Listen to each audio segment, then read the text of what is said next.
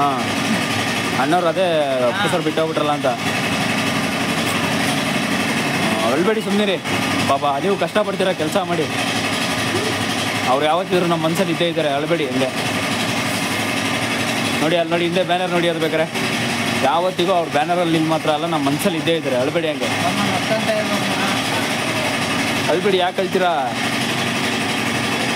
ಹಂಗೆಲ್ಲ? ಅಳ್ಬೇಡಿ, ಸುಮ್ಮನೆ ಸಮಾಧಾನ ಮಾಡ್ಕೊಳ್ಳಿ. ಹಾಂ,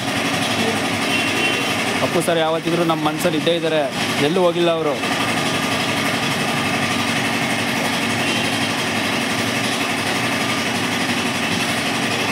ನೀರು ಕುಡಿತೀರಾ? ಊಟ ಮಾಡ್ತೀರಾ?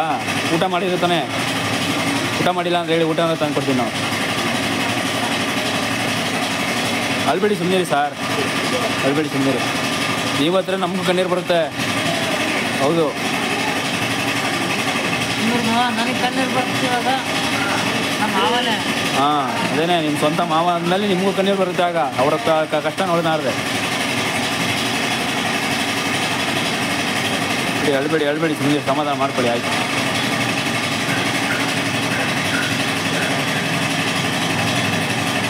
ನೋಡಿ ಪಿಕ್ಚರ್ ಸ್ಟಾರ್ಟ್ ಆಗಿದೆ ಅನಿಸುತ್ತೆ, ಒಳ್ಳೆ ಪರವಾಗಿಲ್ಲ. ಹೋಗಿ ಹಾಂ